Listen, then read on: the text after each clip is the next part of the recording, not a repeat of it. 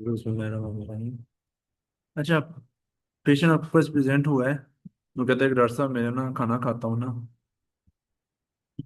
मुझे ना सीने में जलन होती है।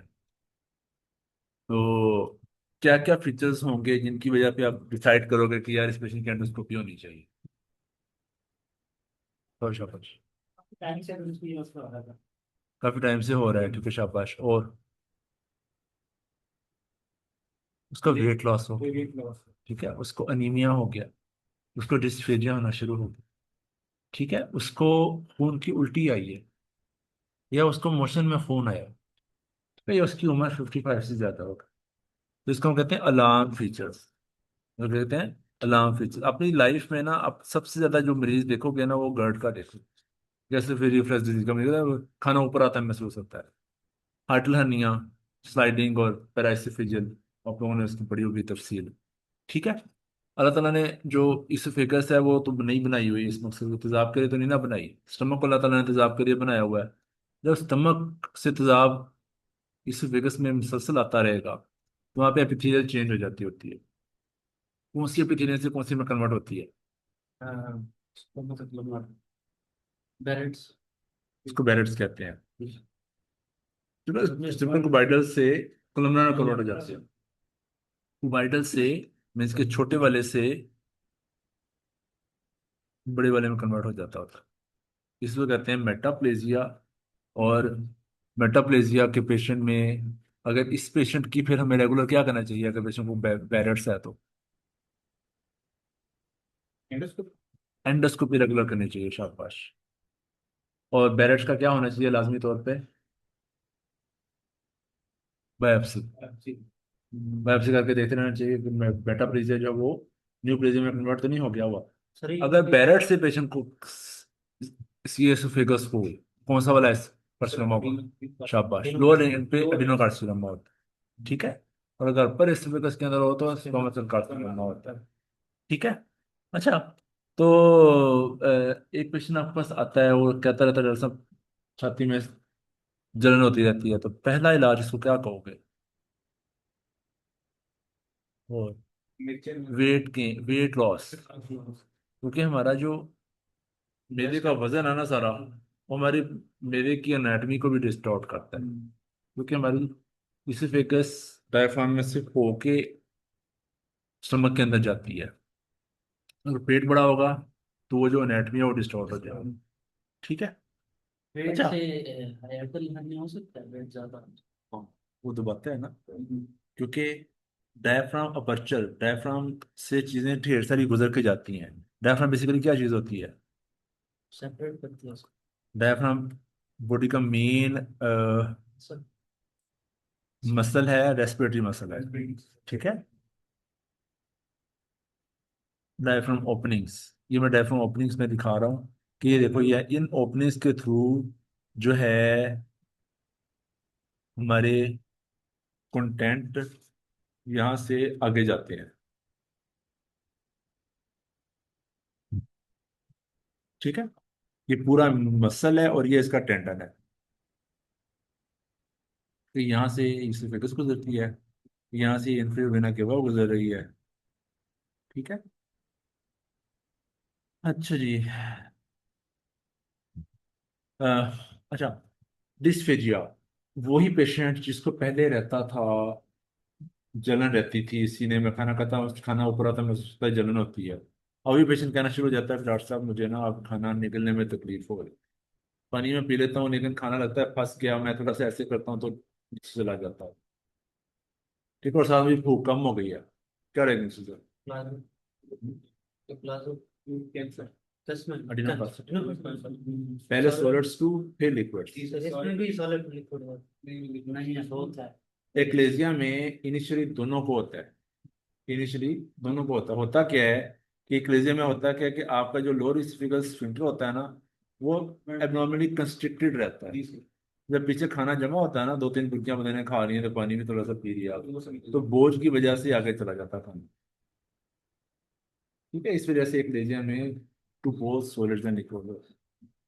जबकि जबकि अगर यहाँ पे मैस बनना शुरू हुआ हुआ है, पहले सॉलिड्स को होगा फिर लिक्विड्स को होगा, क्योंकि मैथ ऐसा ऐसा क्या हो रहा होगा, बड़ा हो रहा होगा।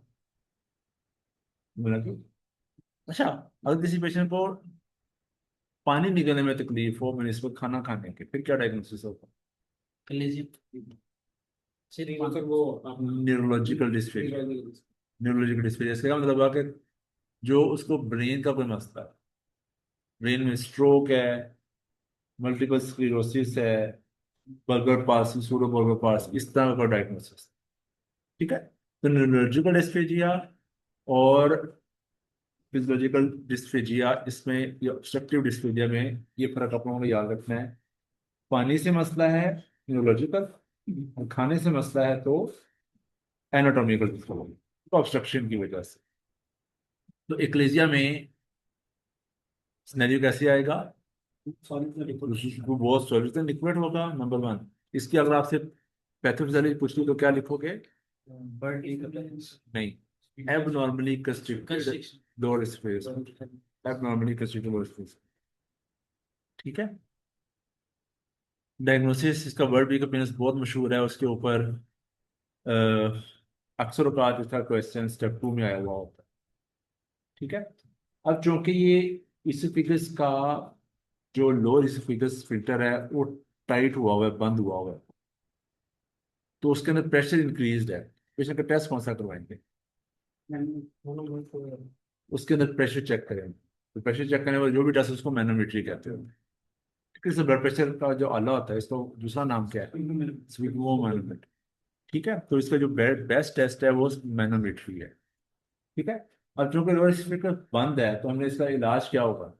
इसमें मायोटमी कर देंगे। इसको खोलना, उसको डायलेट कर दें, स्मूथ मसल्स कॉन्ट्रैक्टेड हैं उनको रिलैक्स करवा दें। किसी भी ठीक है, या फिर वहां से स्मूथ मसल्स को काट दें, मायोटमी का।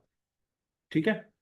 ये पेशेंट आपके पास प्रेजेंट हुआ, या क्या कहते हैं उसको, उसको उसने तेजाब पिया हुआ था, तो तेजाब पिया हुआ है, अब उसको डिस्फेजिया डेवलप होना शुरू होगी, क्योंकि जब तेजाब पिया होगा तो सारा एरिया डैमेज होगा, डैमेज होने के बाद वहां पे फाइब्रोसिस होगी तो टाइट हो जाएगा। तो उसको फिर खोलने के लिए एंडोस्कोपी करते हो। एंडोस्कोपी कर रहे थे तो एकदम पेशेंट को चेस्ट पेन शुरू हो गई, यहाँ पे हाथ लगाए तो पेशेंट क्रेपिटस फील होता है। अब उसको क्या हुआ है? परफोरेशन, परफोरेशन हो गई। ठीक है। पेशेंट है, आपके पास प्रेजेंट हुआ है इमरजेंसी के अंदर, कहता डॉक्टर से पहले उल्टियाँ आई हैं, फिर आप मुझे, मैं इस वजह से हॉस्पिटल में, मुझे खून की उल्टी भी आई है। क्या डायग्नोसिस है? मैलरी वीस्ट है। वही पेशेंट थोड़ी देर बाद उसको फिर उल्टी आती है, फिर कहता है मैं मर गया। फिर उसको, उसकी पल्स रैपिड हो गई है, ब्लड प्रेशर डिक्रीज होना शुरू हो गया है, और पेशेंट शॉक में जा रहा है और सख्त पेन की कंप्लेंट कर रहा है। अब उसको क्या हुआ है? अब उसको परफेक्शन बता रहा है। इस परफेक्शन को हम बोरी सिंड्रोम, इस परफेक्शन को हम लोग बोरी सिंड्रोम कहते हैं। ठीक है। अच्छा जी, मैनेजमेंट क्या होगी? इस पेशेंट की सर्जरी करने के लिए जाना जाएगा। मैंने भी स्टे मैंने आपको बता दिया कैसे होगा। इससे फेगस में जो ये सवाल आते होते हैं, इस यूसिनोफिलिक इसोफेजाइटिस आ सकता है। पेशेंट है, आप कहता है कि मैं खाना खाता हूँ, पेशेंट ठंडा पानी पीने में चेस्ट पेन होती है, क्या डायग्नोसिस? इस वजह से स्पेजम, नट क्रैकर एसोफेगस, नट क्रैकर इसोफेगस, उसके अंदर होगा क्या कि कोक स्क्रू इसोफेगस भी कहते हैं उसको। तो उसके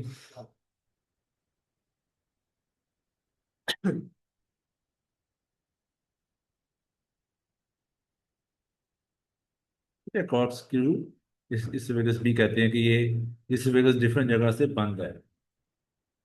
ठीक है। तो इस कंडीशन में पेशेंट को दवाई कौन सी देंगे?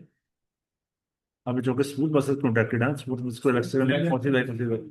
शाबाश, कैल्शियम डॉक्टर की ये ब्लड वेसल्स के अंदर भी स्मूथ मसल्स होते हैं, वहां पे भी हम लोग कैसी भी दे सकते हैं, यहाँ पे भी दे कोई सकते हैं। ऐसी फूड जिससे पेशेंट नजदीक है वो खाए तो उससे भी ऐसा हो सकता उससे इओसिनोफिलिक इसोफेजाइटिस होता है वहां पे। फिर कंसेंट्रिक रिंग्स बनते होते हैं, कंसेंट्रिक रिंग्स बनते होते हैं, वो है इओसिनोफिलिक इसोफेजाइटिस। तो वहां पे हमें इस तरह की चीज नजर आती है एंडोस्कोपिकली, ये इस तरह के रिंग्स नजर आते हैं। ये कुछ मछली बनी हुई है। ठीक है। है। मोस्टली पेशेंट्स होते हैं जो पीरियड से गलती हो गई, नौकरी हालत का सिगरेट पीने से चोट हो गया। अच्छा, एलर्जी की सबसे सीवियर फॉर्म होती है एनाफाइलैक्सिस। एनाफाइलैक्सिस में क्या होता है कि आपकी जो एयरवेज होते हैं उनके अंदर जो स्मूथनेस होते हैं वो कॉन्ट्रैक्ट हो जाते हैं, तो ब्रोंकोस्पेज्म हो जाता है। तो ब्रोंकोस्पेज्म की वजह से पेशेंट को जो है वो शॉर्टनेस ऑफ ब्रेथ होती है। ठीक। अच्छा जी, फिर इसी वजह से मेरा कौन सा सवाल है, वेरिसिस का पूछा जा सकता है आपको, जो ब्लीड। अच्छा, फिर आप लोगों का आता है अल्सर डिजीज। फिर जो कहता है खाना खाता हूँ पेट में दर्द बेहतर हो जाता है, कौन सा अल्सर है? ड्यूरल अल्सर वाले पेशेंट का वेट गेन हो जाता है। और पेशेंट कहता है कि खाना खाता हूँ तो पेट में दर्द ज्यादा हो जाता है, गैस्ट्रिक अल्सर। आप एंडोस्कोपी करते हैं गैस्ट्रिक अल्सर में, एक्स्ट्रा काम क्या करना चाहिए? बायोप्सी जरूर करनी चाहिए। एस्पिरोरी की एसोसिएशन कितनी है ड्यूरल अल्सर के साथ? 95%। जबकि जबकि स्टमक अल्सर के साथ कितनी है? 70%। 70 to 75। ठीक है। अभी हम लोग थोड़ी देर पहले बात कर रहे थे प्रोफेसर साहब थे, उनकी पिछले दोनों डेथ हुई है। वो उनको ये स्टमक था। वो हम लोग कह रहे थे कि एच पिलोरी सारी अपनाना, टेस्ट कराओ, एच पिलोरी अपना ट्रीट कराओ, क्योंकि वो बड़ा लेट डायग्नोसिस बना उनका।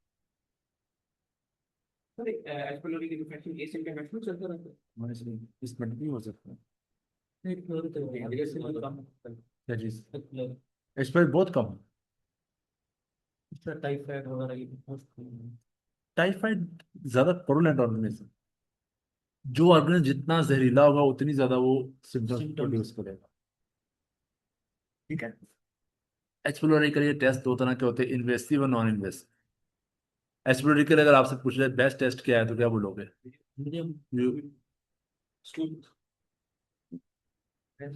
बेस्ट टेस्ट, उसकी प्रेजेंस का बेस्ट टेस्ट होता है कल्चर, या स्लाइड बना के अपनी आंखों से देख लेना। ठीक है। बड़ी दफा ऐसे होता है कि पेशेंट को जब सिम्टम्स होती है हम पेशेंट को एच पिलोरी टेस्ट किए बगैर ही दवाइयाँ शुरू करवा रहे हैं। अब ये देखने के लिए कि क्या दवाइयाँ कामयाब हुई हैं कि नहीं हुई, उसको देखने के लिए हम यूरिया ब्रेथ टेस्ट। ठीक है। तो एरेडिकेशन के लिए best test is urea breath test. और मैनेजमेंट कैसे करते हैं? ट्रिपल थेरेपी, पीपीआई, क्लिथोमाइसिन और मेट्रोनिडाजोल। अच्छा, आपने पेशेंट की ना एंडोस्कोपी की, वो कहता था पेट में दर्द है, पेट में दर्द है, उसको मेप्रोजोल देते हो, वो मेप्रोजोल की डोज बढ़ा देते हो, 40 mg ओडी की बजाय बीडी कर देते हो, फिर भी वो ठीक नहीं हो पाता। आप उसको एंडोस्कोपी करके देखते हो तो उसके ना ड्यूडेनम के चौथे पार्ट तक अल्सर्स बने हुए हैं। वरना नॉर्मली ड्यूडेनम के फर्स्ट से सेकंड पार्ट तक अल्सर्स होते हैं, उससे आगे नहीं अल्सर बनते। ठीक है। तो वहां तक अल्सर बने हुए हैं, तो क्या डायग्नोसिस है? गैस्ट्रिनोम। शाबाश, हमने कल भी पढ़ा था। इसको हम कहते हैं ज़ुलिंजर एलिसन सिंड्रोम। ठीक है। इसमें साथ पेशेंट को डायरिया भी हो सकता है। डायग्नोसिस कैसे करते हैं हम लोग? पेशेंट क्रेस्टिन लेवल करवा सकते हैं और सेक्रेटरी स्टिमुलेशन टेस्ट कर सकते हैं। इसकी मैनेजमेंट क्या होगा? कुछ हॉस्पिटल तो कर देंगे, स्टेटन वगैरह देंगे। शाबाश। और क्योंकि ट्यूमर है ना, ट्यूमर को निकाल दो, सर्जरी, कीमोथेरेपी, रेडियोथेरेपी। ठीक है। अच्छा, वही पेशेंट है जिसको स्टमक के अंदर अल्सर था, एस्पिरिन एडिकेशन आपने कर दी, लेकिन वो सक्सेसफुल नहीं हुई। कोई पेशेंट अगले 5 साल बाद अब दोबारा प्रेजेंट हुआ है वेट लॉस के साथ। अब वहाँ पे एंडोस्कोपी करके देखते हैं तो वहाँ पे आपको स्टमक के अंदर एक एबनॉर्मल लीजन नजर आता है। उसकी बायोप्सी पे क्या मिलेगा? अब सी स्टमक हो गया उसको, तो एच पिलोरी को ऐसे कौन सा वाला कैंसर होता है? Mars lymphoma. Mars lymphoma. ठीक है, मार्टोमा भी कहते हैं इसको, मार्स लिम्फोमा भी। ठीक है। अब ये कैंसर है जिसकी ट्रीटमेंट के लिए हम कौन सी दवाई यूज करेंगे?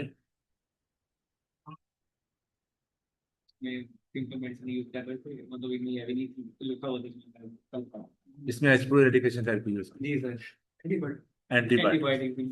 ठीक है। तो ये उन चंद कैंसर में से है जिसकी ट्रीटमेंट हम क्या यूज करेंगे? एस्पिरो रेडिकेशन थेरेपी। ठीक है। अच्छा, एस्पिरोराई, smoke food, type A, pernicious anaemia. Pernicious में risk factor gastric carcinoma. Pernicious में होता क्या है? इंट्रिंसिक फैक्टर के साथ एंटीबॉडीज बनती हैं। इंट्रिंसिक फैक्टर ने बी 12 के साथ बी 12 की एब्जॉर्प्शन कमानी होती है। तो इसमें एट्रोफिक गैस्ट्राइटिस होता है, एट्रोफिक गैस्ट्राइटिस होता है। ठीक है, जो कि स्टमक इन्फ्लेमेशन हो गई, साथ एट्रोफी हो गई, तो इंट्रिंसिक फैक्टर आएगा नहीं। तो पेशेंट को बी 12 डेफिशिएंसी हो जाएगी। जब बी 12 डेफिशिएंसी होगी तो कौन सा वाला अनीमिया होगा? Macrocytic anaemia. ठीक है, ये चूंकि ऑटोइम्यून डिजीज है, ऑटोइम्यून डिजीज, ऑटोइम्यून डिजीज के अंदर यूजुअली लिम्फोमास होते हैं। ठीक है, इन पेशेंट्स के अंदर एब्डोमेन के ऊपर अलग से एक लिम्फ नोड पैल्पेबल होता है, जिसको हम कहते हैं सिस्टम एरियोसिस। ठीक है, अच्छा जी। स्टमक से रिलेटेड हो गया, क्वेश्चन आ सकता है आप लोगों को, क्वेश्चन हो गया, अल्सर्स हो गए। चलो, इंटेस्टाइन, इंटेस्टाइन के अंदर इंटेस्टाइन का काम होता है एब्जॉर्प्शन करना। एक पेशेंट है आपके पास, प्रेजेंट होता है एब्डोमिनल पेन के साथ, डायरिया रहता है उसको। ठीक है, तो अ, आप उसकी सीबीसी करवाते हैं, सीबीसी पे हीमोग्लोबिन कम है, एमसीवी रिड्यूस्ड है। हाँ, क्या डायग्नोसिस? Iron deficiency. किस वजह से? डायरिया की भी हिस्ट्री है, सीलिएक डिजीज। वो कहता है डॉक्टर साहब, मैं जब भी गंदम वाली रोटी खाता हूँ तो मुझे मसला ज्यादा होता है। अब इस पेशेंट के डायग्नोसिस के लिए हम लोग सीरियस डायग्नोसिस मैंने बना लिया। डायग्नोसिस के लिए मैं क्या काम करूंगा? इसके बायोप्सी वगैरह करेंगे। बायोप्सी करूंगा। बायोप्सी में मैं क्या देखूंगा? Intraepithelial lymphocytes. और ये अल्लाह ताला ने ना बड़ा खूबसूरत सिस्टम बनाया हुआ है एब्जॉर्प्शन के लिए ना, ऐसे विलाई रखे हुए हैं छोटे छोटे। ठीक है, ये विलाई क्या काम करते हैं कि जो एब्जॉर्प्शन का एरिया होता है ना, वो उसको बढ़ा देते हैं, तो एब्जॉर्प्शन का एरिया ढेर सारा बढ़ जाएगा। इससे क्या फायदा होता है कि जो न्यूट्रिएंट्स इस एक फ्लैट सरफेस से एब्जॉर्ब होने थे, अगर मैं इन विलाई को खोलूं तो लंबा सा एक सेल इतना है और उसके ऊपर विलाई इतने इतने एरिया को कवर कर रहा है। ठीक है, तो एब्जॉर्प्शन का एरिया बढ़ जाता है इनके साथ। ठीक है, अच्छा। तो विलस एट्रोफी कहते हैं उसको, तो विलाई जो होते हैं वो गायब हो जाते हैं इसके। ठीक है, तो सीरियस डिजीज में हम लोग पेशेंट को पहले गंदम बंद नहीं करवाते हैं उसकी, पहले एंडोस्कोपी करते हैं। एंडोस्कोपी करके बायोप्सी लेते हैं। बायोप्सी करके फिर उसको कहते हैं अब गंदम बंद कर दो। बंद करने के बाद फिर उसकी 4 से 6 हफ्ते के बाद दोबारा बुलाते हैं, बुला के दोबारा बायोप्सी करते हैं। फिर देखते हैं कि क्या वापस विलाई आए हैं। वो विलाई वापस आ चुके हैं, इसके बाद उसका डायग्नोसिस हुआ सीलिएक डिजीज। फिर इसके अंदर टेस्ट कौन सा करवाया जा सकता है? Blood test, TTG IgA levels. ठीक है, एंटी एंडोमाइजियल एंटीबॉडीज और टीटीजी आईजीए लेवल्स करवाया जा सकता है। ठीक है, पेशेंट को गंदम से एलर्जी होती है। अब गंदम किस किस चीज में होती है? किसी में नहीं होती। रोटी से लेके बिस्किट, केक, ब्रेड। तो बच्चों को शौक होता है बिस्किट खाने का, बिस्किट खाना उनका बंद हो जाता है, केक खाने का, केक नहीं वो खा सकते। ठीक है, तो डायरिया के अलावा bloating, weight loss, failure to thrive. अच्छा, ये बड़ी इंपॉर्टेंट एक कॉम्प्लिकेशन है। पेशेंट कहता है डॉक्टर साहब ये नोन केस है सीलिएक डिजीज का। अब वो कहता है कि मेरे बाजू के ऊपर ना, या मेरे जिस्म पे ना पानी वाले दाने निकले, मैं उनके अंदर सख्त खारिश हो, इंटेंस प्रोराइटस है कि जो मैं बर्दाश्त नहीं कर पा रहा आज। उसका डायग्नोसिस क्या है? रोमेटाइटिस herpetiformis। रोमेटाइटिस herpetiformis है। सर साथ में ये भी बन गई। इसकी एसोसिएशन आईजीए के साथ।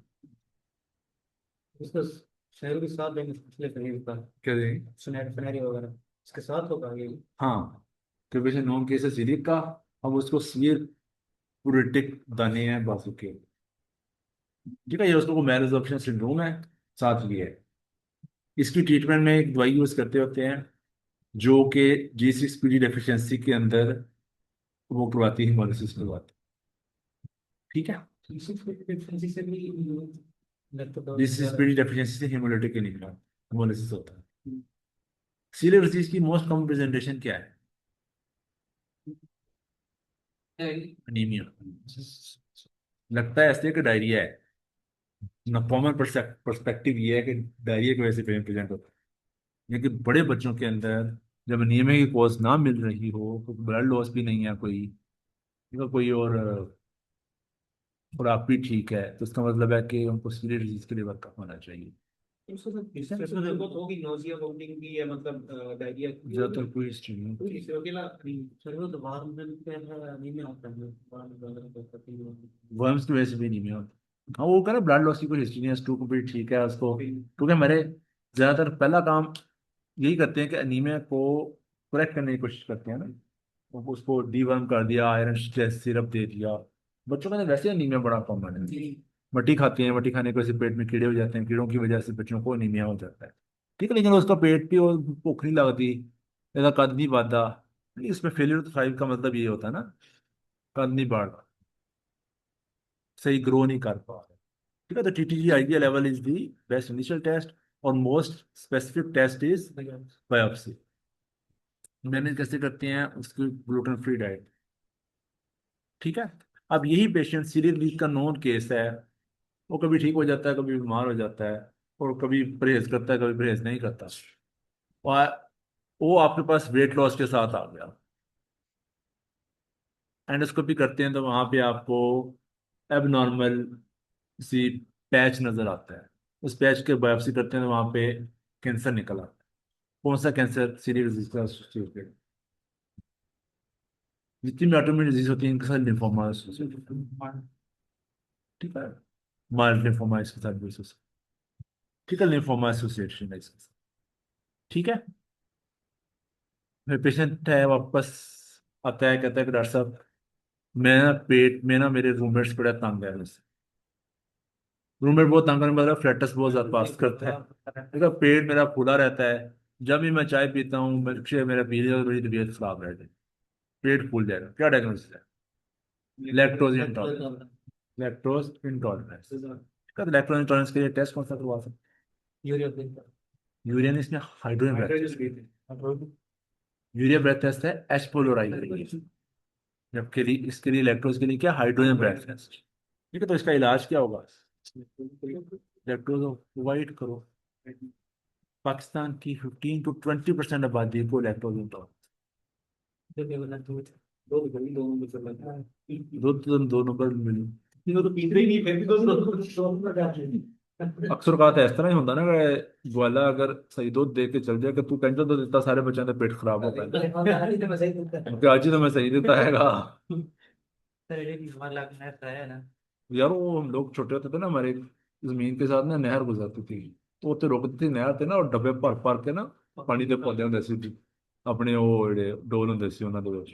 यार वाला वो शिकायत हमारा करता है दूध वाला इधर लाहौर में जब शिफ्ट हुए, दूध वाला कहता है कि डॉक्टर साहब ਸਾਡੇ ਨਾਲ है एक बंदा रहता है, अगर वो ना महल्ले के ना सारे जो चाय वाले हैं ना उनको दूध सप्लाई करता है, लेकिन भैंस उसके पास मज ने एक भी नहीं रखी हुई, 3 4 वाशिंग मशीन रखी आने, उन्हें दूध बना बना के बेचता। मैं क्या करना, माल है वो, क्या चीज खिलाता होगा, अल्लाह ताला माफ करे यार। बाहर के मुल्कों में, बाहर के मुल्कों में जिस चीज के ऊपर सबसे ज्यादा नजर होती है ना, वो इन चीजों के ऊपर होती है, सेहत और खुराक। वहां पर डब्बे को भी जो चीज लिखी हुई है ना, डब्बे के अंदर वही चीज हो, वही चीज वो तरचाना हो भी नहीं है, सकता। जो चीज होगी वही मिलेगा। हाँ, वो कहते हैं ना इस रोजाना के ਵਿੱਚ, हर रोजों का किसी ने पूछा ना रोजों में आपने क्या करना होता है, तो हमें झूठ नहीं बोलना होता, हमने गलत काम नहीं करने होते। वो कहते हैं आप लोग बड़े खुशकिस्मत हो यार, हम पे तो सारा सारी पाबंदी है, आप तो एक से एक महीना ही पाबंदी करते हो।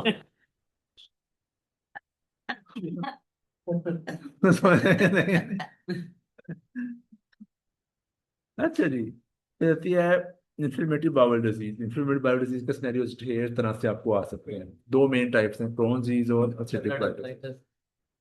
पेशेंट एब्डोमिनल पेन के साथ है, डायरिया के साथ है, लेकिन डायरिया जो है ना वो सिंपल वाला डायरिया है, और साथ उसको वेट लॉस है, जॉइंट पेन्स है। क्या डायग्नोसिस है?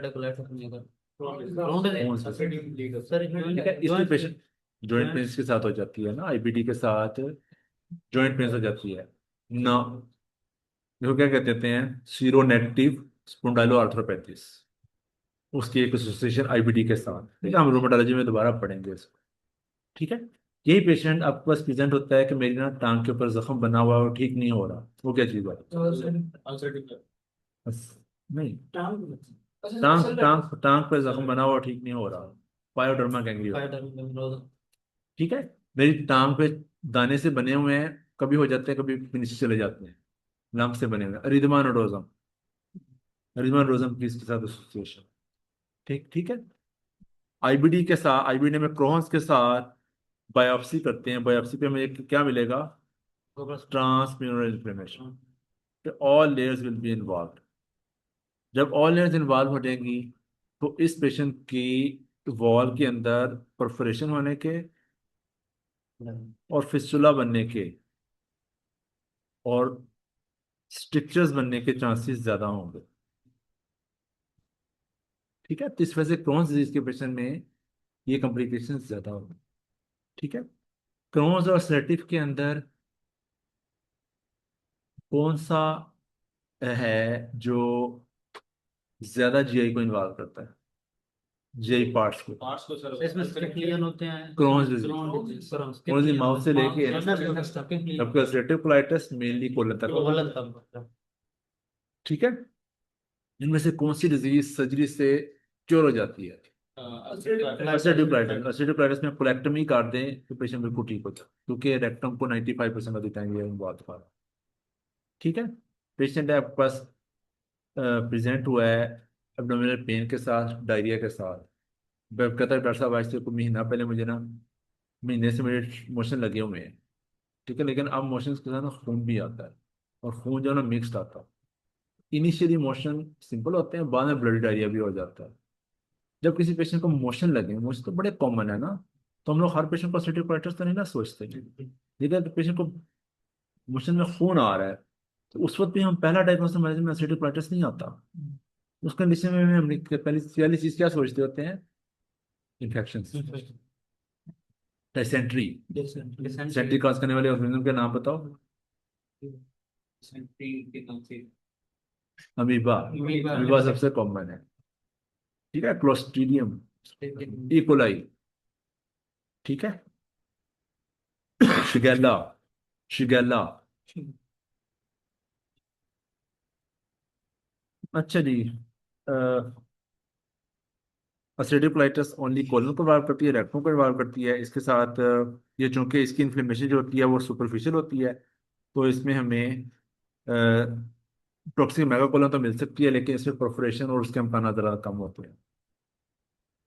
अच्छा, अल्सरेटिव कोलाइटिस का पेशेंट अब प्रेजेंट हुआ है, उसकी डिजीज 10-12 साल हो गए हैं उसको, और कभी ठीक हो जाती है कभी बेहतर हो जाती है। ऑटोइम्यून डिजीज का ना मेन होता ही ये है कि वो जब ठीक होती हैं, उस ठीक होने को हम लोग कहते हैं रिमिशन में चली गई, यानी सिम्टम्स कम हो गए, इसका मतलब है रिमिशन में चली गई। ठीक है, तो हम ट्रीटमेंट में ये काम करते हैं कि इन बीमारियों को एक दफा खामोश करवा दिया जाए, पेशेंट को रिमिशन में लेके जाया जाए। फिर अगला काम होता है कि पेशेंट जो है वो रिमिशन में ही रहे, कि दवाई बीमारी का अटैक दोबारा ना हो। तो इंड्यूसिंग ऑफ रिमिशन, इंडक्शन कहते हैं उसको, और मेंटेनेंस ऑफ रिमिशन, कि दवाई बीमारी खामोश ही रहे। ठीक है, तो वो कहते हैं कभी ठीक हो जाता हूँ, कभी बीमार हो जाता हूँ। अब जो है ना, मुझे ना मोशन में खून आया है, और कभी कॉन्स्टिपेशन हो जाती है, कभी खून आ जाता है, कभी डायरिया हो जाता है। अब क्या हुआ उसको? आईबीएस, आईबीएस फाइटर में। पहले से अल्सरेटिव कोलाइटिस है ना। अल्सरेटिव कोलाइटिस की कॉम्प्लिकेशन सोचो। अल्सरेटिव कोलाइटिस की कॉम्प्लिकेशन है कार्सिनोमा। इस वजह से जब किसी पेशेंट की अल्सरेटिव कोलाइटिस लंबे अरसे तक हो जाए, मोर देन 10 years रहे, तो उसका लाजमी तौर पे एंडोस्कोपी करनी है, क्या देखने के लिए? कोलोरेक्टल कार्सिनोमा देखने। ठीक है। अच्छा, अल्सरेटिव का नॉन केस है, आपके पास प्रेजेंट हो गया कि जॉन्डस है, क्या डायग्नोसिस है? इसकी एसोसिएशन है प्राइमरी स्क्रीनिंग कोनिजाइटिस के साथ, पीबीसी के साथ। तो पीएससी के साथ ज्यादा है, पीबीसी के साथ जरा कम है। ठीक है, यही पेशेंट आपको प्रेजेंट हुआ है बैक एक के साथ, कहता है डॉक्टर साहब मेरी जो कमर दर्द है वो सुबह के वक्त ज्यादा होती है, फिर दिन हो जाता है तो ठीक हो जाती है, बेहतर हो जाता है। वो क्या है डायग्नोसिस? एनकोलोजिंग स्पॉन्डिलाइटिस। ईएस के साथ इसकी एसोसिएशन बहुत ज्यादा है। ठीक है, और रिदमान रोजन का सवाल भी मैंने आपको करवा दिया, पैड्रोन के रोजन का भी हो गया, कोलेक्टर कार्सिनोमा का मैंने आपको बता दिया, और पीएससी का भी मैंने बता दिया। ठीक है, कैसे आप लोगों को क्वेश्चन आएगा? ठीक है। फिर जाते हैं लार्ज इंटेस्टाइन में। अच्छा, स्मॉल इंटेस्टाइन में विपल डिजीज का सिनेरियो कभी भी आ जाता था मेल एब्जॉर्प्शन के साथ। वो दियो या नहीं दियो? विपल डिजीज ट्रोफिरमा विपलाई एक ऑर्गेनिज्म होता है, उसकी वजह से होती है। इसके अंदर मल्टी सिस्टम इन्वायरमेंट पेशेंट को हो सकती है डायरिया के साथ। जॉइंट पेन्स हो सकती हैं, पेट में साइटिस हो सकती है। ठीक है, और क्रोनिक डायरिया मेल एब्जॉर्प्शन रह सकती है। तो उसमें दवाई हम सेप्ट्रॉन देते हैं, लंबा से सेप्ट्रॉन देनी होती है। ठीक है। अच्छा, हम लोग तो खाने के अंदर ना सलाद, और हमारे खाने के अंदर जो एशियन कंट्रीज हैं उनके अंदर ना खाने में मिर्चें बहुत होती है। जो अरबी है ना, वो जो गोरे हैं, मिर्च इतनी नहीं खाते, आपको पता होगा। जो मिर्च होती है ना, ये स्टिमुलेंट के तौर पे काम करती है। ये इनमें हम हमारे लोगों में कॉन्स्टिपेशन जरा बनिस्बत कम है। इन गोरों में और मेडिटेरियंस के अंदर कॉन्स्टिपेशन जरा ज्यादा होती है। ठीक है, उसकी वजह से जब एक गट है, उसके अंदर लंबा अरसा कॉन्स्टिपेशन, स्टूल स्टेक, जितना स्टूल ज्यादा स्टे करेगा उतना ज्यादा हार्ड होगा, उतना उसमें से वाटर एब्जॉर्ब होता जाएगा, उतना ज्यादा हार्ड हो जाएगा। ठीक है, तो क्या होती है, वॉल आहिस्ता आहिस्ता क्या होना शुरू हो जाती है, वॉल में आउटपॉक्टिंग होना शुरू हो जाती है। आउटपॉक्टिंग को हम क्या कहते हैं? रिवर्टिकुला। रिवर्टिकुला। ठीक है, पेशेंट है वो आपके पास प्रेजेंट हुआ है, तो एब्डोमिनल पेन के साथ, फीवर के साथ, आप हाथ लगा के देखते हो तो उसके ना लेफ्ट साइड के ऊपर टेंडरनेस है, और टीएलसी काउंट उसका रेज है, सीबीसी पे टीएलसी काउंट रेज है। क्या डायग्नोसिस है? बुजुर्ग है, क्या डायग्नोसिस है? लेफ्ट साइड में पेन है, डायबिटिकुलाइटिस। Light diabetic. डायबिटिकुलाइटिस। ठीक है। अगर आप लोगों को स्नैरियो राइट साइड का भी आ सकता है, लेकिन राइट साइड के ऊपर वो स्नैरियो में स्पेसिफिकली क्या पूछ रहे होंगे? अपेंडिसाइटिस, शाबाश। Right side, right load abdominal pain हो तो अपेंडिसाइटिस, लेफ्ट साइड पे पेन हो तो डायबिटिकुलाइटिस देंगे रखा। ठीक है। अच्छा, इस पेशेंट को मैनेज कैसे करेंगे फिर? डायबिटिकुलाइटिस है इसको, साफ ज़ाहिर है चूंकि इन्फेक्शन है, इन्फेक्शन के लिए एंटीबायोटिक्स, तो पेशेंट को एनपी करवा के एंटीबायोटिक्स दें, और अगर कॉम्प्लिकेशन हो जाए तो फिर सर्जरी करें। अपेंडिसाइटिस तो आना ही आना है आप लोगों को ना। रेडिलेट फॉर पेन जो स्टार्ट हुई थी सेंटर के अंदर, शिफ्ट हो गई रेडिलेट फॉसा के अंदर। पेशेंट को लेफ्ट साइड पे भी हाथ लगाने पे दर्द हो रही है, रोपसिंग साइन। ठीक है। अगर आपसे पूछ जाए अपेंडिसाइटिस का नॉन इन्वेसिव बेस्ट टेस्ट क्या है? CT scan. Non invasive best test CT scan. Ultrasound में भी बात का नजर आ जाती होती है, लेकिन best test is CT scan. इस वजह से सीटी स्कैन इस वजह से कराना जरूरी होता है कि बात का एक्यूट डेवलपमेंट की दूसरी कॉजेज भी रूल आउट हो जाए। ठीक इसे है। बच्चों बड़ों को Appendix- टेस्ट करेंगे, बच्चों बड़ों में कर सकता हूँ एक टेस्ट। एक जैसे साइंस होते हैं, बच्चों के अंदर जरा ज्यादा होता है कि उनमें वोमिटिंग ज्यादा होती है, साइंस ऑफ डिहाइड्रेशन होते हैं, खाना पीना छोड़ देते हैं। बच्चों में सर कौन सी चीज आप स्टार्ट करके बड़ों को कौन सा स्टार्ट करके। अपेंडिसाइटिस के लिए, अपेंडिसाइटिस का जो है ना पैथोफिजियोलॉजी, वो क्या है? अपेंडिसाइटिस बेसिकली क्या चीज़ है? ये एक छोटी सी आउट पॉकेटिंग है हमारी सीकम के ऊपर। अब इसके अंदर भी इसका, क्योंकि ये ल्यूमन है, ल्यूमन मीन्स अंदर उसका जो अंदर वाली कैविटी है, तो इसका जो ल्यूमन है अपेंडिक्स के ल्यूमन के साथ कनेक्टेड होता है। हमारी लार्ज इंटेस्टाइन के अंदर नॉर्मली स्टूल मौजूद होता है, तो स्टूल जो है ना वो निकल के इधर इसके ल्यूमन के अंदर फंसेगा। यहाँ से इसके लिए निकलना मुश्किल है ना, इसके अंदर स्मूथ मसल्स इतने ज़्यादा नहीं होते। तो ये इन्फ्लेमेशन हुई जब भी किसी ऑर्गन का मुंह बंद होगा, उसकी डक्ट बंद होगी तो पीछे से फूलना शुरू होगा। तो पेंक्रेटाइटिस है, चाहे वो ग्लैंड है, पेंडिसाइटिस का भी मुंह बंद हुआ, यहाँ पे इन्फेक्शन हो जाए। ठीक है।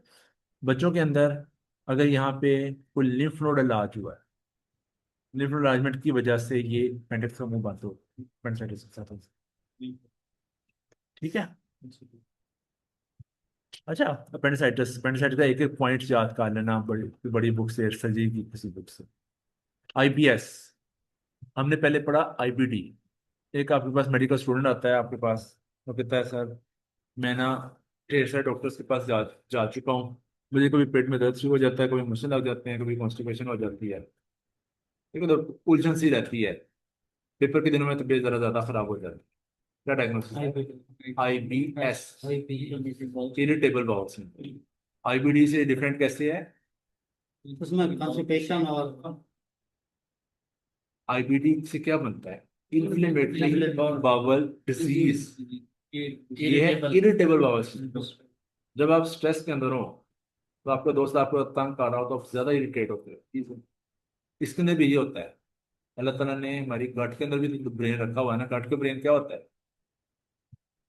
गट के अंदर दो दो प्लेक्सिस हैं, इनका नाम क्या है? मॉनिटरी प्लेक्सिस और बैक प्लेक्सिस।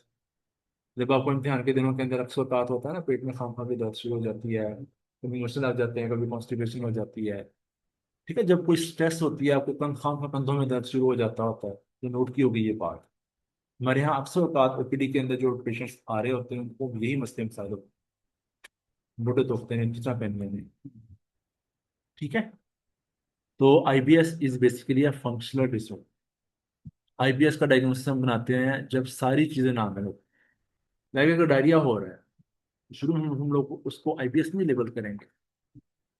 आईबीएस का पेशेंट रात को पेट में दर्द की वजह से उठ के वॉशरूम नहीं जाता, लेकिन अल्सरेटिव कोलाइटिस का पेशेंट रात में दर्द की वजह से वॉशरूम जाए, तो नॉक्टर्नल डायरिया इसके अंदर नहीं होगा, क्योंकि इसके अंदर इरिटेशन है टेंशन की वजह से। फिर यही भी इसमें क्योंकि जो गट है उसके पट्टे ज्यादा मूव करते हैं, जब ज्यादा मूव करेंगे तो डायरिया होगा, मोटिलिटी इंक्रीज हो जाएगी। ठीक है। फिर यही भी इसमें तो 2 या 3 कंसेक्यूटिव वो लाजमी है, 2 या 3 मंथ हिस्ट्री लाजमी है हाँ, आईबीएस में। आईबीएस के अंदर लंबी हिस्ट्री होती है। 2 या 3। तो आईबीएस की डिफरेंट टाइप्स होती है। कुछ लोगों के अंदर डायरिया प्रीडोमिनेंट होता है, कुछ के अंदर कॉन्स्टिपेशन होती है, कुछ के अंदर जो है वो मिक्स पिक्चर आ रही है। ठीक है। अच्छा जी, मैनेजमेंट इसकी होती है, वो डिपेंड करता है कौन सा है उस। अगर डायरिया तो हम लोग उसको और मोटिलिटी बढ़ाने वाली दवाइयाँ देंगे। अगर सॉरी कॉन्स्टिपेशन है तो मोटिलिटी बढ़ाने वाली दवाई देंगे। अगर डायरिया तो मोटिलिटी कम करने वाली। डाइटरी चेंजेस हमेशा करनी चाहिए। बाकी एंटी डिप्रेसेंट्स, रिफेक्सिमीन, जिनको डायरिया ना, रिफेक्सिमीन बहुत अच्छा काम करता है। रिफेक्सिमीन इज नॉन एब्जॉर्बेबल एंटीबायोटिक। ठीक है।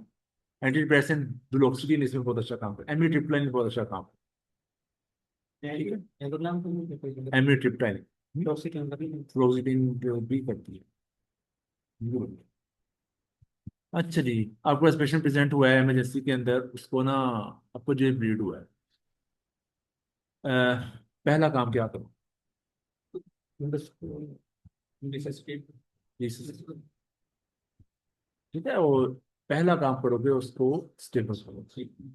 जिसको खून की उल्टी आई है उसमें आईवी फ्लूइड लगाना है, उसको आईवी लाइन लेनी है और उसको फ्लूइड लगाना है। ठीक है, उसको ब्लड का अरेंज करके ब्लड लगाना है। ठीक है।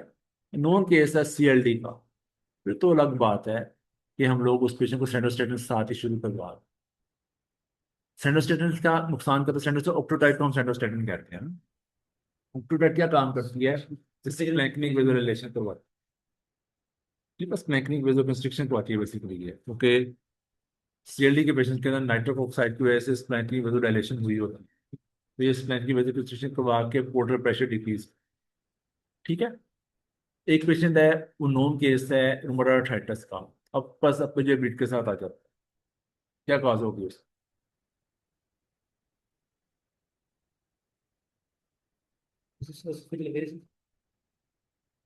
जोड़ों का दर्द है।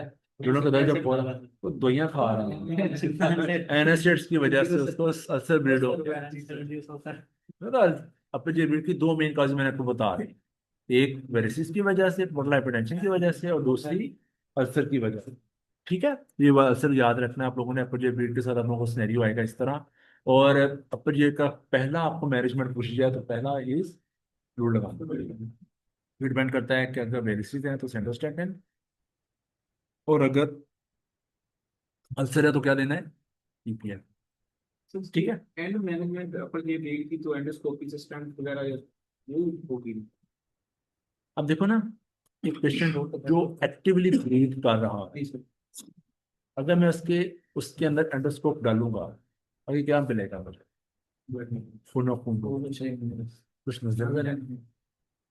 इमीडिएट एंडोस्कोपी यूजली अवेलेबल नहीं होती। जी सर, ये ठीक है, एक पेशेंट इमरजेंसी के अंदर जब आता है तो उसे पूरी पूरी एंडोस्कोपी नहीं हो पाती, उसे अगले दिन होती है। तो बहुत कम सेटअप्स होंगे शायद, मैं कम सेटअप्स होंगे, पेशेंट के साथ आया तो पूरी पूरी एंडोस्कोपी हो भी जाए उसकी। इमीडिएट एंडोस्कोपी की इंडिकेशन क्या होती है, वहां पे भी उन्होंने इमीडिएट इंडिकेशन रखी हुई है कि पेशेंट को ब्लीड हो रहा है, उसको 6 बोतलें खून लग लग चुकी हैं लेकिन उसका ब्लीड नहीं रोक रहा, तो फिर फौरी तौर पर उसकी एंडोस्कोपी करनी जरूरी है। अंदर जो है वो जो टूटी खुली है उसको फिर जाके टीका लगाया जाए। ठीक है। बड़ी दफा क्या होता है, अ, हमने इधर वार्ड में भी देखा हुआ है, एंडोस्कोपी के अंदर भी देखा हुआ है, स्पर्टिंग वेसल,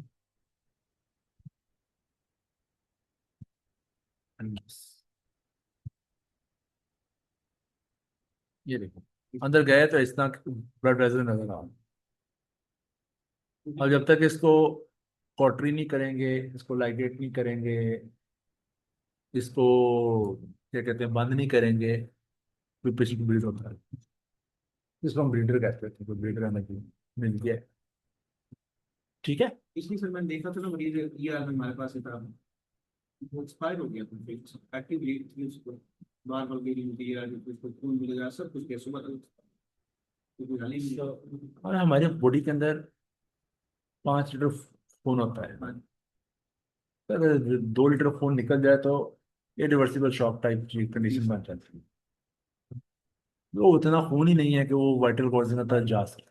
जब पेशेंट हाइपोटेंशन में है और अल्ट्रासिस्टोरियम में चला गया ना, इसका मतलब है कि अब उसको ब्रेन को ब्लड सप्लाई बंद हो रही है, कम हो रही है। यार यूरिन नहीं आ रहा तो तुम्हारा किडनी शट डाउन हो गए, तो मल्टी ऑर्गन फेलियर इसी वजह से जाता है पेशेंट। तो इसकी इमीडिएट मैनेजमेंट इज फ्लूइड लगाना, ब्लड लगाना। एंडोस्कोपी अवेलेबल है तो एंडोस्कोपी करनी चाहिए।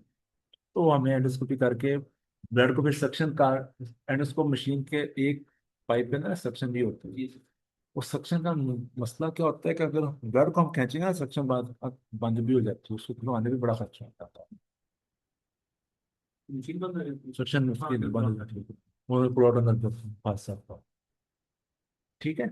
ये बैंड लाइगेशन कर रही है। अच्छा, तो मैं जी, अच्छा, यही पेशेंट है सीएलडी का, एब्डोमिनल डिस्टेंशन के साथ आपके पास आया है, क्या डायग्नोसिस है? सीएलडी का असाइटिस है, शाबाश। असाइटिस, असाइटिस का पेशेंट, उसके लिए टेस्ट कौन सा करवाएंगे?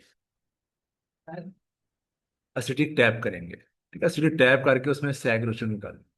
ठीक है, सीरम एसाइटिस एल्ब्यूमिन ग्रेडियंट, सैग रेशो ग्रेटर देन 1.1 है, इसका मतलब है कि लिवर डिजीज की वजह से।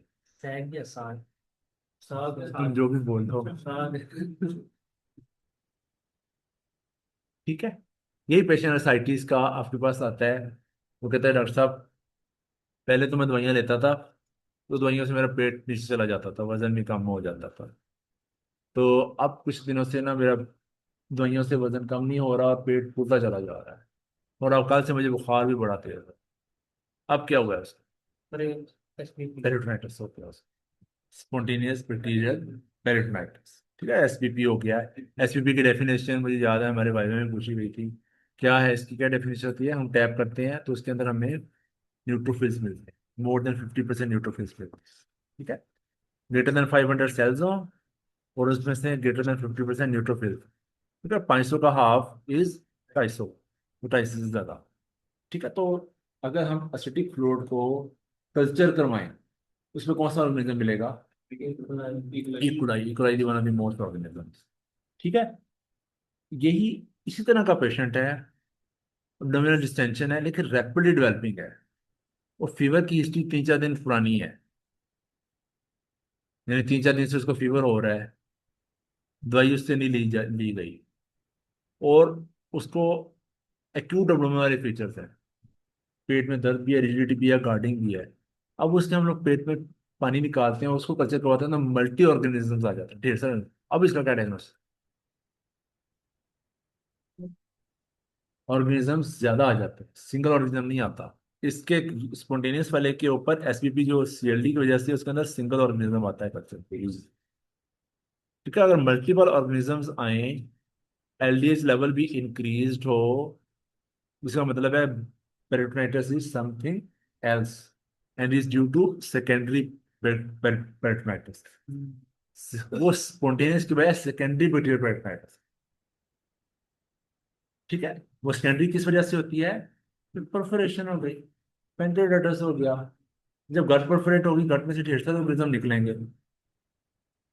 बाज का बुक्स के अंदर टेबल बना हुआ होता है स्पॉन्टेनियस का और सेकेंडरी का, डिफरेंस लिखे हुए होते हैं। ठीक है। तो अगर मल्टीपल्स ऑर्गेनिजम्स हैं तो diagnosis is secondary bacterial peritonitis, और secondary underlying cause most likely infection, perforations. ठीक है। अच्छा, यही पेशेंट है, एसपीपी के लिए ट्रीट हो रहा था, लेकिन वो बेहोशी में जाना शुरू हो गया। क्या डायग्नोसिस है उसका? एनकेफेलोपैथी में चला गया। सीएलडी का पेशेंट है, अब मुझे ब्लीड हुई, ब्लड उसकी गट में गया, बेहोश हो गया पेशेंट। क्या किस किस किस वजह से बेहोश हो सकता है? नंबर वन, हाइपोटेंशन की वजह से, शॉक में वजह बेहोश हो गया। दूसरा, एनकैफ में चला गया। तो वो ब्लड जो होता है ना, सारी का सारा प्रोटीन होता है। ब्लड से अच्छी खुराक हो सकती है? सोचो जरा। हर चीज तो है, यही तो कह रहा हूँ। कई लोग पीते भी हैं।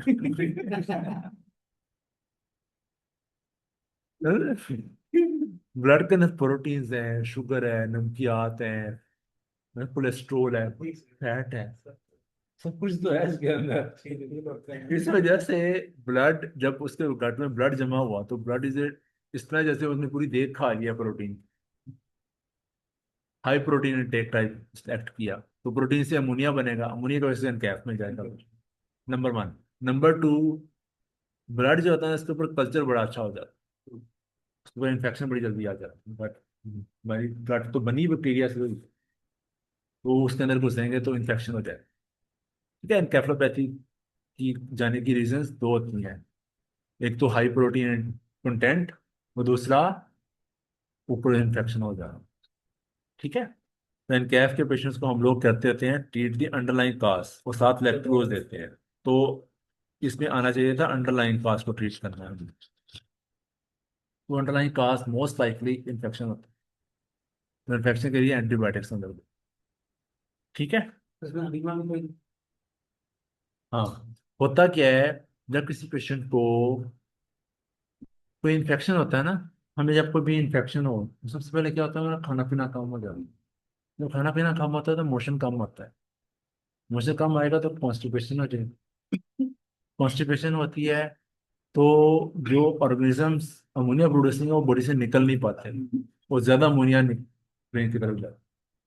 तो हम कहते हैं कि यार कॉन्स्टिपेशन की वजह से एनकेफेलोपैथी हो गई, हालांकि उस पेशेंट को अंडरलाइंग इन्फेक्शन चल रहा होता है, तो चेस्ट इन्फेक्शन, यूटीआई, एसबीपी। ठीक है। ये पॉइंट्स आपको मुझे याद रखने हैं कि एनकेफेलोपैथी सीएलडी के पेशेंट्स के अंदर मोर्टेलिटी कम करने वाली दवाइयां में से one of the most important medicine is, mortality कम करने वाली दवाइयां कौन कौन सी हैं? नंबर वन इज एंटीबायोटिक्स, तो हर पेशेंट को एंटीबायोटिक्स जरूर देनी है। ठीक है, number one. Number two, beta blockers, and varices में प्रेशर कम करती है। Number three, terlipressin. ये तीन दवाइयां हैं जो सीएलडी के पेशेंट में मोर्टेलिटी, ठीक है, मोर्टेलिटी कम करने से क्या मुराद है? मरने से बचा। आप लोगों ने इम्तिहान में अभी जितना सा तैयारी कर रहे हो, वो वाली दवाइयाँ ज़रूर याद करनी है, हर डिजीज़ की जो मोर्टेलिटी कम करती है। लाइक इस्कीमिक हार्ट में मोर्टेलिटी कौन सी कम करती है, हार्ट फेलियर में कौन सी कम करती है, स्ट्रोक में कौन सी करती है, सीएलडी में कौन सी करती है। तो मोर्टेलिटी बेनिफिट जिन दवाइयों का है वो आप लोगों ने ज़रूर याद करना। वर्ड लिख लो, मोर्टेलिटी बेनिफिट। चैट जीपीटी से जाकर इसमें सवाल पूछना, mortality benefit of different drugs in different conditions, उसको रटा लगा। वैसे तो हर टॉपिक के साथ लिखी हो। ठीक है। अच्छा, है बी, बड़ा आता है इम्तिहान के अंदर, है बी की बहुत सारी चीजें आती होती है। 2 मिनट ब्रेक लेता हूँ फिर उसमें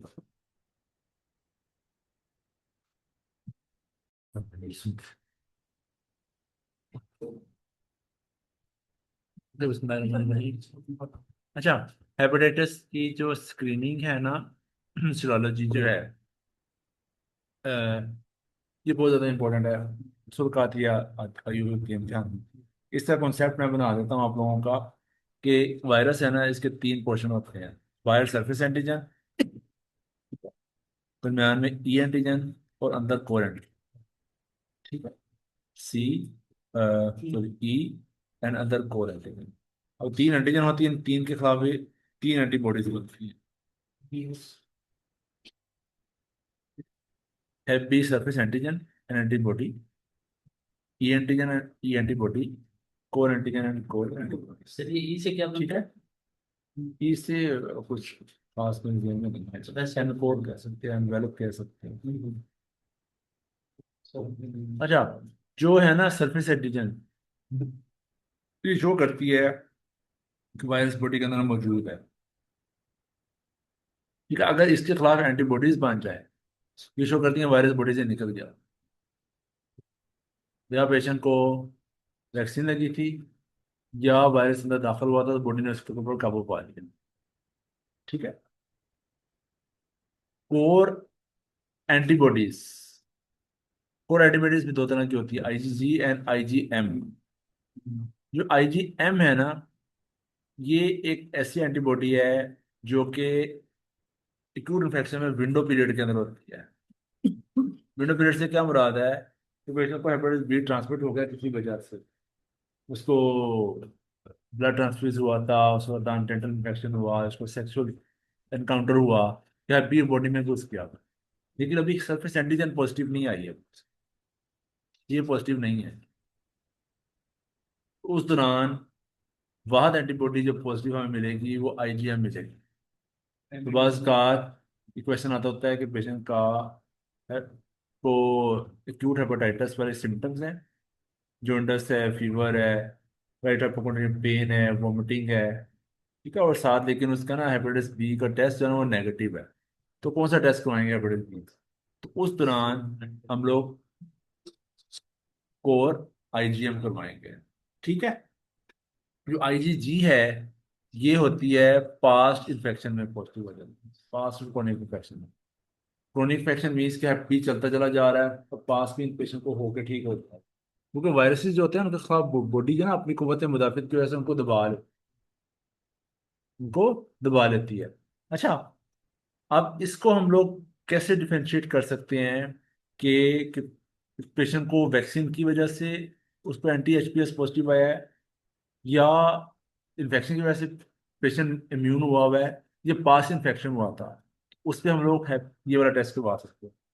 क्योंकि अगर वैक्सीन हम लोग आए तो हम सिर्फ वायरस का छोटा पार्ट दाखिल करते हैं बॉडी में, लेकिन अगर पूरा वायरस दाखिल हो तो इसके अंदर तीनों एंटीजन दाखिल हुई थी, तो तीनों के खिलाफ एंटीबॉडीज बने।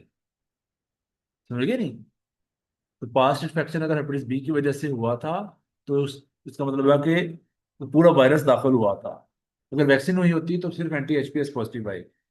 ठीक है, ये एंटीजन शो करती होती है कि वायरस मौजूद भी है और आगे तेजी से फैल भी रहा है, रेप्लिकेट कर रहा है।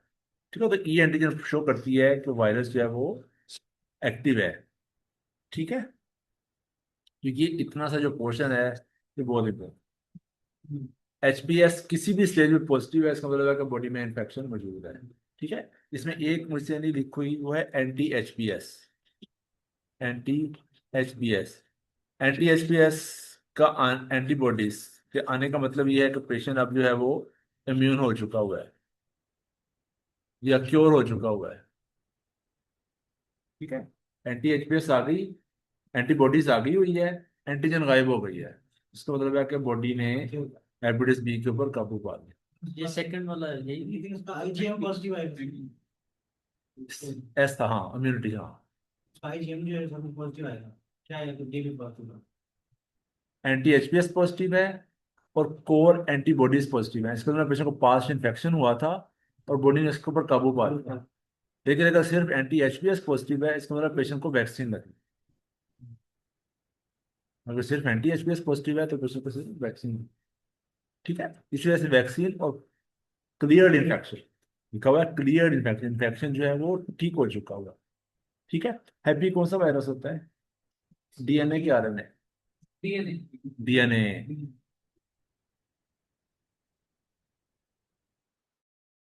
आरएनए है, सिर्फ हैप्पी जो है वो डीएनए।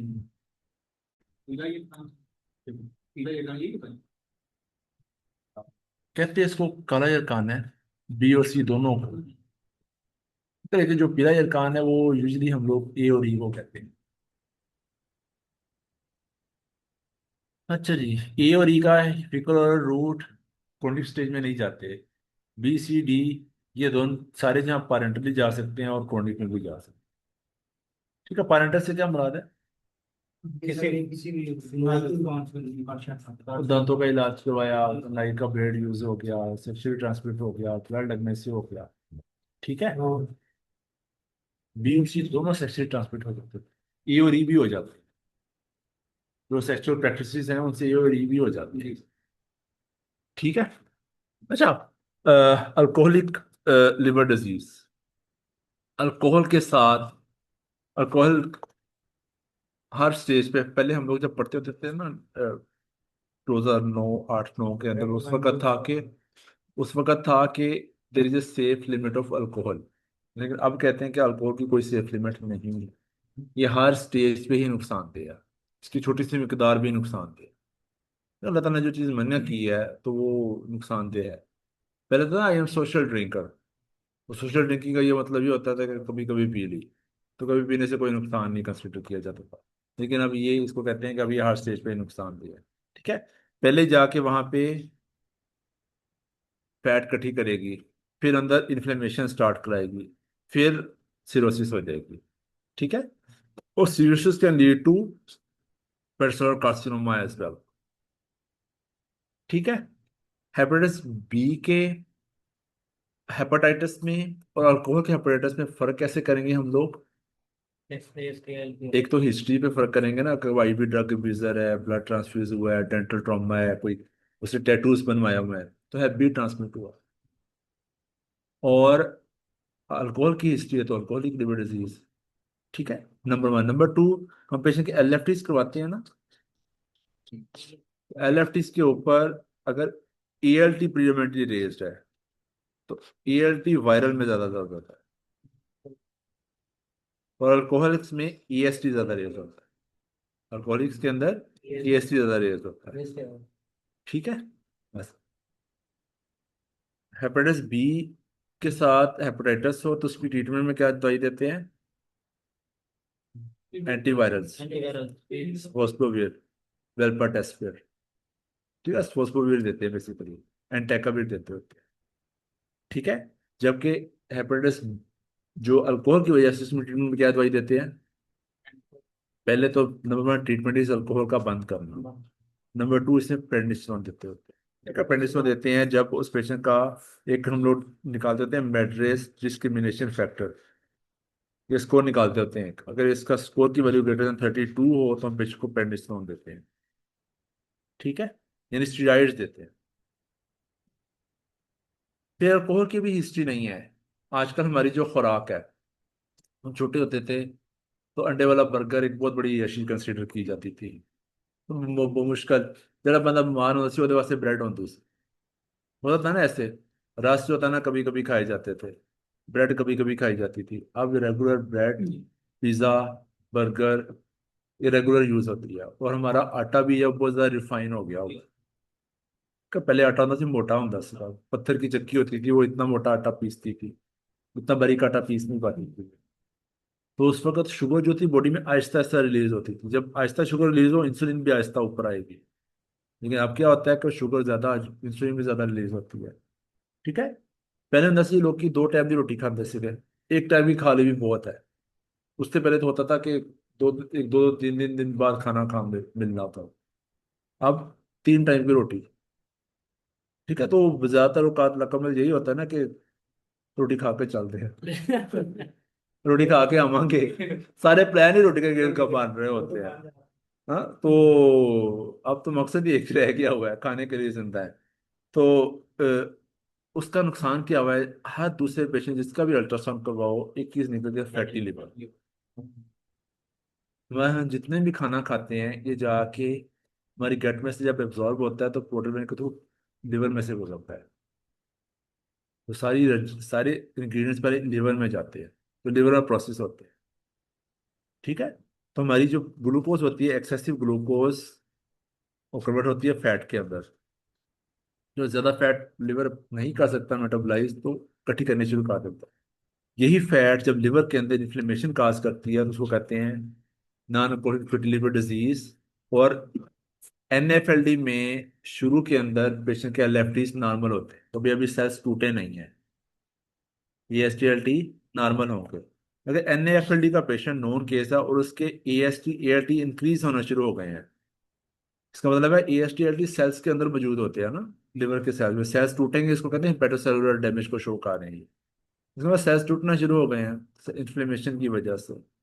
ठीक है, तो अब इसको कहते हैं नॉन अल्कोहलिक स्टीरोहेपेटाइटिस, नैश। अब ये इन्फ्लेमेशन है, इन्फ्लेमेशन लीड्स टू सिरोसिस। फिर इन्फ्लेमेशन जब भी होगी उसका सिकुलर फाइब्रोसिस होता है। ठीक है, ये सिरोसिस लीड्स टू पेटसेलुलर कार्सिनोमा। आने वाले वक्तों के अंदर सिरोसिस की इंपॉर्टेंट काज विल बी यही। 60s 50s की मूवीज देखो ना, या बीचीज देखो, लोग कैसे होते थे, पतले पतले। मैं देख रहा था, काले भी पतले होते थे यार। अब तो मैंने जिंदगी में कोई काला पतला नहीं देखा है।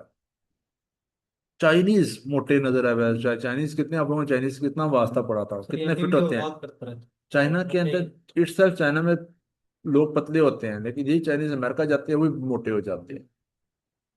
तो जितनी ओबेसिटी इन मुल्कों में है, हो जाता है। हमारे गांव के अंदर ओबेसिटी हो जाता है। बड़े ठीक है, जो शुगर डायबिटीज में आइटम हमारे गांव के अंदर बहुत ज्यादा होनी शुरू हो गई है। फिर आप लोगों को पढ़े लिखे कम ये है कि अब गाँव में जो मिलते हैं उतने ये नहीं कि पढ़ाते हैं वही ना, फिजिकल एक्टिविटी कम होती है। पढ़े लिखे होते नहीं, लेटर वाले को पूरी पी जाते हैं एक ही सांस में, एक सांस है। लीटर वाली कोक, कोक को तो कोई खुराक समझा नहीं ना जाता है। कोक के अंदर 8 चमची चीनी है, एक छोटी सी बोतल 250 300 ml के अंदर। सोचो जरा, एक चाय दे ਵਿੱਚ 1 चमची तो ज्यादा चीनी डाल लो तो आपको लगेगा नहीं यार ये चाय नहीं सही, बहुत ज्यादा मीठा महसूस है। लेकिन कोक हम मजे से पी जाते हैं वही 300 ml। पानी कहते हैं ठंडा या फुल बर्फ वाला। अच्छा चलो, बहरहाल ऑटोइम्यून हेपेटाइटिस, ऑटोइम्यून हेपेटाइटिस का सिनेरियो आप लोगों को कैसे आएगा कि एक पेशेंट है, उसको साथ कोई और ऑटोइम्यून डिजीज है, लाइक नोन केस है थायराइड डिजीज का, निश्चित एनीमिया का, हैशिमोटोज है, उसको रूमाटॉइड है, एसएलई है।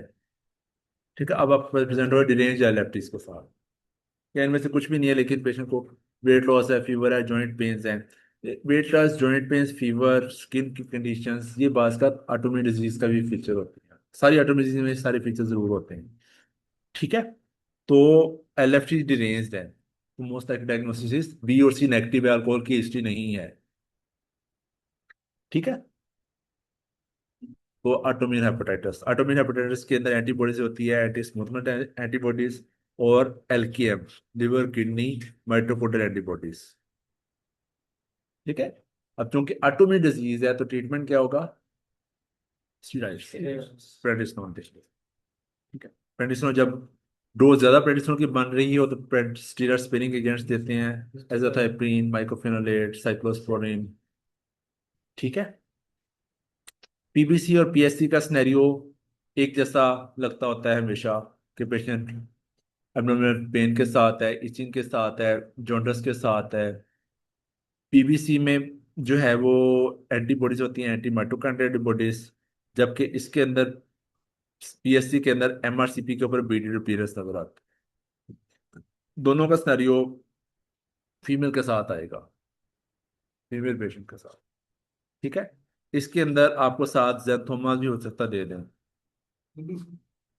पीबीसी में फीमेल पेशेंट है, जॉन्डस के साथ है, बी और सी नेगेटिव है, इचिंग करती है, आंखों पे उसके जैंथोमास बने हुए हैं, डायग्नोसिस मोस्ट लाइकली पीबीसी। ठीक है, अल्ट्रासाउंड के ऊपर जो है वो सिरोसिस नजर आ रही है, बी और सी नेगेटिव थे। जबकि इसी तरह का सिनेरियो हो लेकिन अल्ट्रासाउंड नॉर्मल आ रहा है, तो लेकिन उसके एलएफटीज के अंदर एल्कलाइन फॉस्फेटेज जरा ज्यादा है। अब एल्कलाइन फॉस्फेटेज बायर कैनालिकुलाई के अंदर होता है। जब कैनालिकुलाई एक बाइल जहाँ पे स्टे करेगा तो यही सेल्स में एल्कफास निकल आएगा बाइल, तो ऑब्स्ट्रक्टिव जब जब भी कोलिस्टेसिस होगा, बाइल स्टे करेगी, एल्कफास्टेज होगा। तो पीएससी में यूजली अल्फास्ट फेज मिलता है। ठीक है।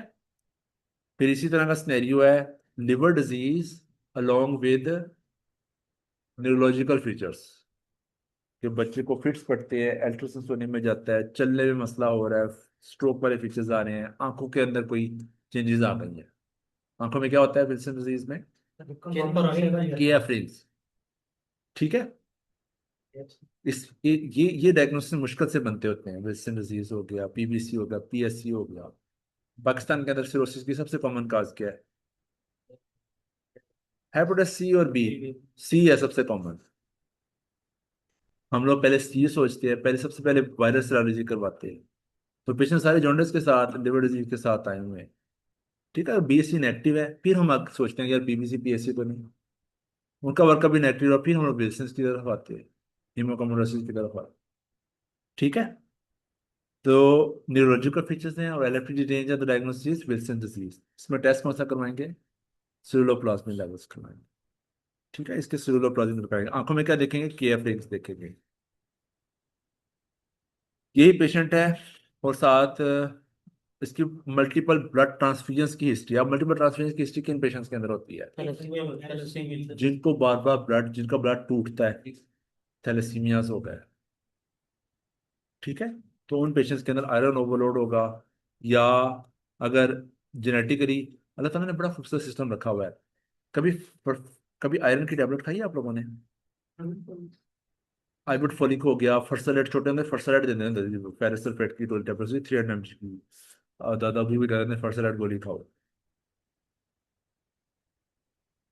खाने से हमारे स्टूल को क्या होता है? काला काला हो जाता है। क्यों होता है? कि आयरन, जितनी बॉडी को आयरन जाती है उतनी ही एब्जॉर्ब होनी होती है, बाकी सारी बाहर निकल जाती है। आयरन डेफिशिएंट पेशेंट जो होते हैं उनके अंदर आयरन ज्यादा एब्जॉर्ब होती है। क्यों? क्योंकि ये वाला जो जीन होता है ये आयरन को ज्यादा एब्जॉर्ब करवाता है। ठीक है। अगर ये जीन ही म्यूटेट हो जाए, आयरन बॉडी में एब्जॉर्ब होती चली जाएगी, उसकी वजह से पेशेंट को हेरिडिटी हीमोक्रोमेटोसिस होगा।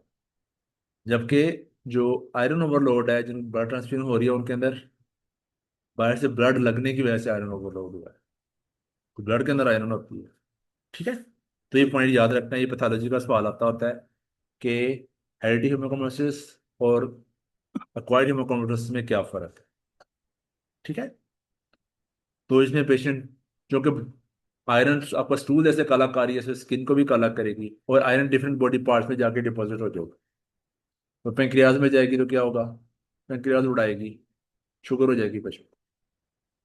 टेस्टिस में जाके जमा होगी तो क्या होगा? पेशेंट इनफर्टिलिटी हो जाएगी। जोड़ों में जाएगी तो क्या होगा? जॉइंट पेन्स होती है, देखो सूडो गाउट हो जाता है इन पेशेंट्स के ऊपर। ठीक है। हार्ट में जाएगी तो हार्ट को क्या हो जाएगा? हार्ट पूरी तरह धड़केगा नहीं, धड़केगा नहीं तो सिस्टोलिक डिस्फंक्शन होगा, डायस्टोलिक डिस्फंक्शन होगा, रिस्ट्रिक्टिव कार्डियोमायोपैथी हो जाएगी। ठीक है। ये टीबीसी या पीएससी के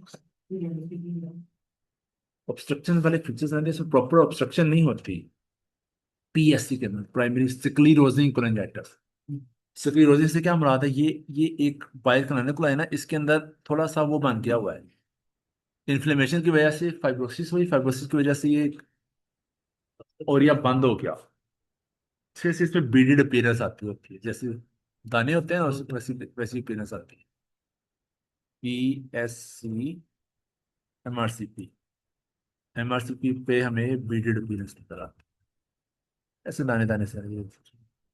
ठीक है।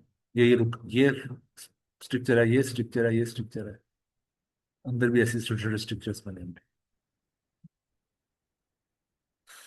ठीक है। फिर लास्ट टॉपिक हमारा पेंक्रेटाइटिस। पेंक्रेटाइटिस का सिनेरियो भी आप लोगों को लास्ट में इम्तिहान में आएगा। हम लोगों ने सर्जरी में भी पढ़ा, मेडिसिन में भी पढ़ा। पेशेंट है, अल्कोहलिक है, या उसको गैस्ट्रोन्स की हिस्ट्री, आप सीवियर एब्डोमिनल पेन के साथ है जो बैक को रेडिएट करती है, वोमिटिंग है, फीवर है। डायग्नोसिस इज, टेस्ट कौन सा करवाएंगे? अमाइलेज लाइलेज। ठीक है। मैनेज कैसे करेंगे? फ्लूइड देंगे, और अगर कॉम्प्लिकेशंस हो गई हैं तो क्या करेंगे? निकाल देंगे गैस को कम्युनिकेशन निकाल कॉम्प्लिकेशन, वो जो वहाँ पे सूडोसिस्ट बनी है या एब्सेस बनी है, उसको ड्रेन का। ठीक है। एक ना बड़ी अच्छी वीडियो है इंसुलिन की दरियाफ्त के ऊपर। तो वो वीडियो देखना यार कि इंसुलिन कैसे दरियाफ्त हुई। जो पेशेंट बार बार अल्कोहल लेते हैं उनको पैंक्रेटिस के अटैक्स बार बार होते हैं। तो पैंक्रियाज के ना दो काम होते हैं। एक तो एंडोक्राइन, इंसुलिन, ग्लूकागॉन, मेटोस्टेटिन, ये सारे ढेर सारे हार्मोन रिलीज करता है। ठीक है। दूसरा इसका काम होता है ऊपर से जो एसिड आ रहा है उसको न्यूट्रलाइज करना। तो अल्कलाइन इसकी सिक्रीशंस होनी। ठीक है। तो और साथ एंजाइम्स आनी है। ठीक है। तो अगर वो एंजाइम्स ही नहीं होंगे तो हमारे खाने को क्या होगा? खाना हजम नहीं होगा तो मैल मैल एब्जॉर्प्शन होगा। तो इससे क्रोनिक पैंक्रियाटाइटिस का पेशेंट किस तरह आता होता है? डायरिया के साथ। या क्रोनिक अडोलर पेन रहती है, डायरिया हो जाता है उन पेशेंट्स को। और जब भी एरिया को डेड हो जाता है उसके अंदर कैल्सिफिकेशन हो जाती है। एरिया डेड हो रहा है तो उसके अंदर कैल्सिफिकेशन होती है, तो वहां पे हमें कैल्सिफिकेशन नजर आती है पैंक्रियाटाइटिस के। ठीक है। क्रोनिक पैंक्रियाटाइटिस का मैं आप तस्वीर निकालूं तो क्या मिलेगा? पैंक्रियाज के अंदर कैल्सिफिकेशन, वाइट से शेडो नजर आ रहा है, ये कैल्सिफिकेशन है। ठीक है सारे सबके।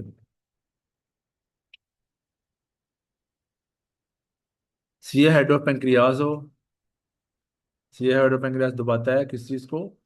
सीबीडी को। तो कौन सा जॉन्डिस होगा? और टेल के अंदर ट्यूमर है तो पेशेंट को इनिशियली कुछ नहीं होगा। इस वजह से बड़ा लेट डायग्नोसिस बनता होता है इसका। थोड़ा बहुत एब्डोमिनल डिसेक्शन, पेन, वेट, आखिर में जाकर वेट लॉस, सारी चीजें शुरू होती हैं। अच्छा, कार्सिनोइड सिंड्रोम, ये बेसिकली मेलिग्नेंसी है। जब ये मेटास्टेसाइज होता है तो पेशेंट को सिम्टम्स आती हैं। तो पेशेंट को फ्लशिंग होती है, डायरिया होता है, एपिसोडिक हाइपोटेंशन होती है साथ ही साथ। ठीक है। और चेस्ट में वीजिंग और valvular heart disease, especially right side valvular heart disease और किस कंडीशन में होती है? आईवी ड्रग यूजर में। शाबाश, आईवी ड्रग यूजर्स। ठीक है। PPI is one of the most, इसमें टेस्ट कौन सा करवाते हैं? 24 hour 5 hydroxy indolic acetic acid करवाते होते हैं। ये क्वेश्चन इंपॉर्टेंट है, ये सवाल आता होता है। ठीक है। तो पूरा इसका सिनेरियो दे देंगे फ्लशिंग, डायरिया, वीजिंग के साथ, और डायग्नोसिस पूछेंगे आपसे। अच्छा, PPI one of the most common दवाई जो जिंदगी में आप सबसे ज्यादा दवाइयां में लिखोगे उनमें से एक पीपीआई होगा। पीपीआई की अच्छी बिची आपको आनी चाहिए कि ये सी डिफिशियल का रिस्क इंक्रीज करवा देती है। अब सी डिफिशियल बॉडी में ज्यादा होगा तो क्या होगा? एंटीबायोटिक उससे डायरिया याद आया? डायरिया होगा पेशेंट। ठीक है। नमूनिया ज्यादा होंगे। पेशेंट को B12, मैग्नीशियम, कैल्शियम, आयरन की डेफिशिएंसी हो सकती है जब क्रोनिकली लंबे अरसे तक 6 6 साल पीपीआई खाई जा रहे हो। ठीक है। एसिड की वजह से नमूनिया क्यों हो जाएगा? एसिड की वजह, एसिड पीपीआई की वजह से, एसिड स्पेसिफिक ड्रग की वजह से नमूनिया और टाइफाइड क्यों हो जाएगा? तो आप बहुत इंपॉर्टेंट सवाल है, बताओ शाबाश। ये रटा लगाने की तो अलग बात है ना। थोड़ा सा कुछ, एसिड जो है हमारी बॉडी की इम्यूनिटी का हिस्सा है। हम कितना कुछ खा पी जाते हैं, हमारे कितने सारे इन्फेक्शन जो हमारे मुंह के दाखिल होते हैं, लेकिन हमारे स्टमक का एसिड उनको मार देता है। जब स्टमक के अंदर एसिड ही नहीं होगा तो बैक्टीरिया आगे गुजर जाएंगे। समझ लगी? अल्लाह ताला ने बड़ा जबरदस्त बनाया बंदे को। स्किन के ऊपर, हमारे म्यूकोजास के अंदर ऊपर आईजीए होता है। स्किन के ऊपर नॉर्मल फ्लोरा होता है, इन्फेक्शन से हमें बचाता है। गट में नॉर्मल फ्लोरा होता है। ठीक है। तो अगर हम एसिड पेशेंट ज़्यादा देर देंगे तो अगर पेशेंट को कोई ऑर्गेनिज्म किया है मुंह के रास्ते, बगैर टूटे आगे चला जाएगा ज़्यादा। इस वजह से टाइफाइड की इंसिडेंस में इजाफा हो जाता होता है।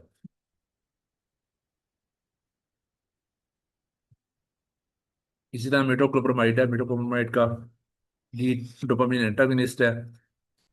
कई दफा है ना, पेशेंट आया वॉमिटिंग के साथ, अब वो उसको मैक्सिमम लगा है, मेटोक्लोप्रोमाइड लगा है, दर्द के साथ ही उसकी गर्दन टेढ़ी हो गई। क्या हुआ है उसको? एक्स्ट्रा पेरिडोनल सिंड्रोम हुआ है, टोर्टिकोलोस हो गया उसको। ठीक है। उसको क्या करते हैं? उसमें फिर कैमोटीन देते हैं, प्रोप्रोपेराजिन देते हैं उसके अंदर। क्योंकि डोपामिन एंटेगोनिस्ट है, इस वजह से ये गैलेक्टोरिया भी करवाता है। सल्फासालाजीन आईबीडी की मेडिसिन है। क्या करवाती होती है? एलर्जिक रिएक्शंस करवाती है, डायरिया करवाती है, पैंक्रेटाइटिस करवा सकती है, और इनफर्टिलिटी भी करवा सकती है। इसके ये मेन साइड इफेक्ट्स याद रखते हैं। आज के लिए इतना काफ़ी है।